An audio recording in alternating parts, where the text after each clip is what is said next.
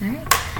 Hello, this is Lene Harvey, and she is currently Hi. the assistant principal at the Fort Dodge High School. Can you give us a little background on your career?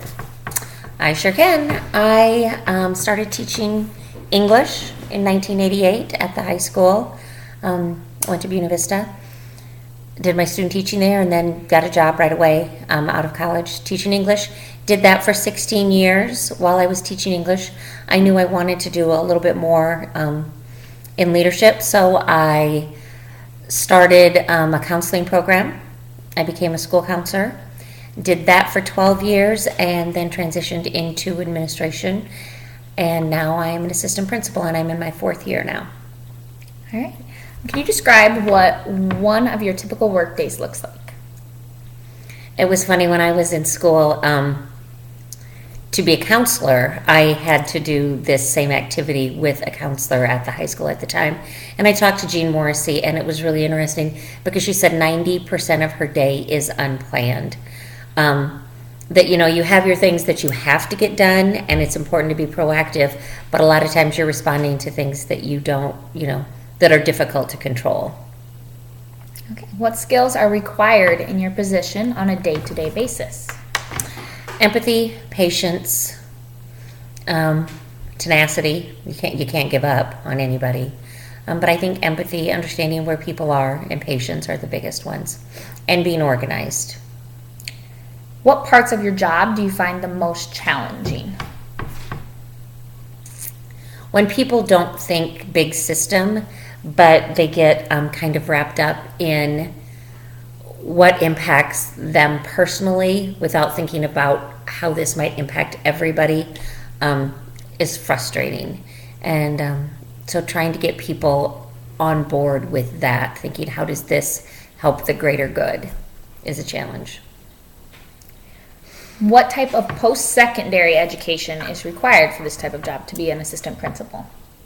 You can get a master's in administration, or since I already had a master's, I just got an endorsement in administration. But you need to have a master's in it. And just to let the high schoolers know, or anyone that's interested, in order to get a master's, you first have to have a bachelor's. So you have your 4-year degree, which is your bachelor's, and then you go on after. And you could Correct. do that while you were working? I did that while I was working. Yes, I did it nights and weekends. And that you felt like that was doable? And if you're organized and you're willing to work at it, it's not easy, but you can do it. so looking back on that, you felt like it was worth it to go and Oh, definitely. push for the higher Definitely. education. Definitely. Okay. What do you find most enjoyable about your career? The impact I have on people and with people every day, watching them grow, feeling myself grow, just working with people. Are there any negatives to your job? Sometimes things don't always go the way that you want them to go, and even with your best intentions and maybe the student or family's best intentions, it doesn't go well. You might work on something for a really long time and think that you have this perfect plan, and then it falls apart, and that's kind of sad.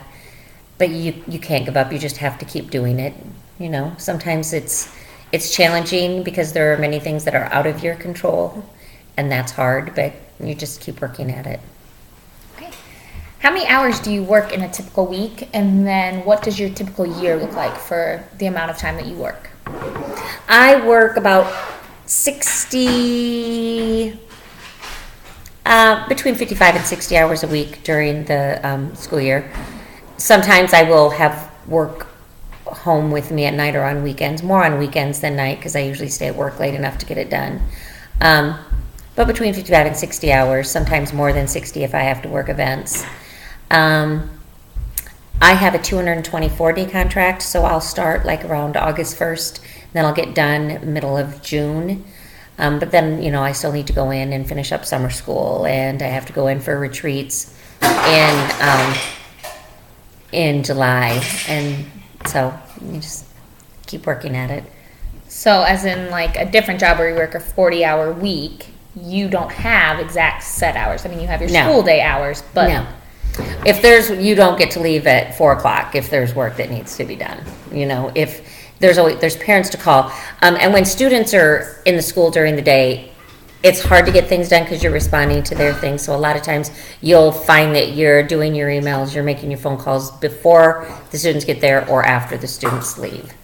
So yeah, I'm there till 4:30 or 5:30 every night. So it's going to vary. You're not going to have a set schedule. You will not have a set schedule. Okay. Which seasons of the year are the toughest in your job?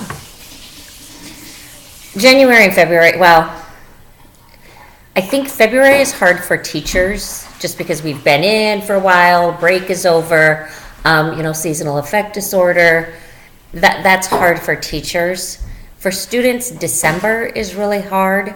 And I think if you've, grown up in a middle class family or somebody that, you think of as a traditional family, you think that people look forward to holidays, but that's not always the case. A lot of times our kids do not look forward to not coming to school for a week and a half for Christmas. At the end of the year, they're sad because they're not going to get to come to school every day and see the people there.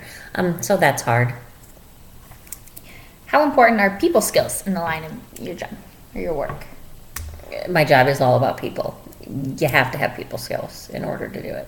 So not just as a principal, but working in schools in general, you think? It would be a much more challenging job if someone didn't have good people skills. Okay. And just to make sure we're clear, can you kind of describe what you think people skills are, having effective people skills?